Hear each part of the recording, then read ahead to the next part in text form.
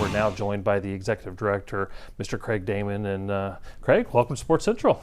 Thank you for having me on, Nick and Jack. I got to be honest with you, I was completely shocked when they said, yeah, he's in. Not that I didn't think that you wouldn't be agreeable to it, but you guys are kind of in the middle of a few events right now. It has been crazy. Spring season, once the end of April gets here and you get to the month end of April, there's events going on every day. So I think we're down to flag football, boys volleyball. Those are going on today and tomorrow. And with baseball finishes up on Saturday, and then actually next week on Wednesday. And softball starts on Tuesday and go through Saturday. So next Saturday is the day that we're all looking forward to, so we can sort of take a deep breath and sort of sigh of relief. Well, I know for Polk County right now, I believe Lakeland Christian is left in the baseball side of things. And then last night, of course, we're coming to you live on May 15th. Bartow won in softball, McKeel won, as well as Lake Wales. So 3 teams will be representing Polk County over there at the state tournament for softball. But just talk about the strength of Polk County athletics, and we'll get to why you host events here in a minute. But let's talk about the teams that participate and do very well from Polk County. Why do you think that is? Well, Polk County has a strong tradition of athletics here throughout the state of Florida. The teams are have done very well at our tournaments. Just for being a centrally located state in the middle, located city in the middle of the state and county, and so forth. Great group of kids here and some great coaches. Dan Talbot, who is the county athletic director here in Polk County, he's hired some great athletic directors that are working underneath him, and those athletic directors have also reached out and found some great coaches. But just from my experience as a coach at the high school level and moving to the association for 14 years, I've had the experience of meeting some great coaches here from the state of Florida. Bill Cowles is one of them that's a legend in my eyes, talking about the sport of football, sport that I coached. But there's several others, Fred McGriff, as coaches at Bartow in basketball, and you name them, they're here in Polk County. And I think Polk County, as far as the administration of public schools and the private schools and charter schools, and have done a great job of keeping great coaches here for the student athletes in Polk County. Absolutely. So one thing that you must face along with the rest of the state as we continue to grow, and there are new schools and new areas being added all the time and new sports. How do you guys adjust for that? I'm thinking especially like the boys volleyball right now, which is just, blown up on the East Coast and is moving across the state. Tell us about that aspect of the job. It's great because it gives other kids an opportunity to participate. Because some of the sports that we had, those kids may not have been playing sports that we traditionally had, that are traditional sports for the FHSA. So anytime we are able to add an emerging sport, it gives an opportunity for kids that may not have played other sports that may be interested in that sport to participate. So we're all about giving kids an opportunity. I think sports is the greatest dropout prevention program that anyone can invest in. So having kids involved and being a part of a team, they learn life lessons that they can carry on. That'll help make them be successful as adults. You look at a school like Slam, right, which out of Tampa, and I think they may be the only school in Tampa that offers boys volleyball, and here they are competing. So, well, with a name like that, it feels whether it's basketball or volleyball, it works, right? And you talk about the rich history of Polk County athletics, and certainly you were exactly right. You look at Winter Haven girls basketball and boys basketball. We've had a number of teams like Wales and Kathleen over the years. Of course, Bartow has been consistent. But let's talk about the championships that have been hosted here consistently in Polk County. Why is that? Why does the FHSA trust Polk County to host right now a third of all the state championship series? Great leadership, and Neal, you're a big part of that. That's why I asked the question. The commitment of Visit Central Florida to Here's bringing $20 to bringing championships to our area. Polk County is located in the center of the state. It's easy access getting out of. There's great community support.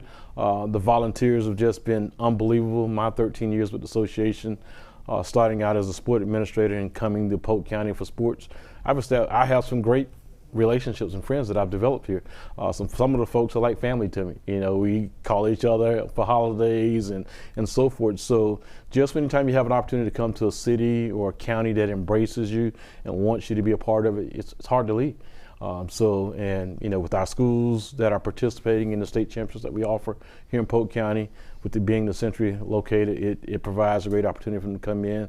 The local restaurants and various business and hotels, they roll out the red carpet for the folks that are coming into town. And again, anytime you have opportunity to come somewhere where you want it, we'd be crazy to look to go elsewhere. And Jack, if I just can real quick, I want to add to that in our thanks as a division of Polk County Board of County Commissioners, the commitment of our elected officials, whether it's the county commission side or some of the municipal partners that we're working with. The investment in the facilities not only allow us to recruit events like this, but there's also the quality of life aspect, whether it's residents playing and competing in those facilities, or now Lakeland Christian girls haven't had to drive as far to watch the soccer team win a state championship and recently McKeel and all those things. So I just want to say on behalf of our elected officials, thank you for that trust, but also thank you to them for investing in those facilities. And that actually was going to be my question to them, was with everyone investing in these facilities, how difficult is it to pick places to host championships and playoffs all the time? It is difficult, and it comes down to the want and having the infrastructure to the volunteers and the support from, like I said, the county commissioners, and it's, from the member schools that actually volunteer, like just at weightlifting, boys weightlifting at RP funding, and most of the schools in the county were there either working at one of the stations or working on the events. And when you have that type of support, the event turns out to be a success, and it provides a great opportunity for our student athletes. So, when you have that type of support, you want to bring your events there because the student athletes going to walk away with a great experience. Yeah, and right now 7 championships being hosted here in Polk County, boys and girls weightlifting at RP funding, as well as the cheerleading state championships, and then at the Lake Myrtle Sports Park in Auburndale, boys and girls soccer, and then volleyball, boys and girls volleyball over at Polk State. And so it's not just one single location. It is impacting the entirety of Polk County. Back to a question that Jack had a few moments ago, increasing the number of sports, which obviously spreads the organization thin, and also the impact of the fields. So if it's not a turf field, the fields, even, a lot of people call it the football field. Well, really it's the multi-purpose stadium because now you've got flag football, you've got lacrosse, maybe boys and girls, you've got all these things. How has the growth of sports, I don't want to say divided, that's not the right word I'm looking for, but obviously there's a misconception that attendance is down across FHSA championships, when in actuality there's just more offerings for fans to go to. Correct. So now they're having to make a choice. How does the FHSA strategically schedule so that fan bases aren't having to make those choices? And that's, the spring is probably the most challenging season of all the 3 seasons that we have. With the spring, not only do we have more sports offered during that season than any other time of the year, we also have statewide testing, that's required, standardized testing. You have proms, you have grad bashes, you have graduations. It's all county events, spring breaks for some of the schools at the beginning. So that is a huge challenge, trying to navigate that to make sure that kids aren't missing out on required things because of sports, because sports is a secondary thing. It's an after-school type event, so we don't want it to impact the students' academics. But it has been a challenge, and what we've tried to do in scheduling is the sport administrators get together and try to schedule on different days when possible.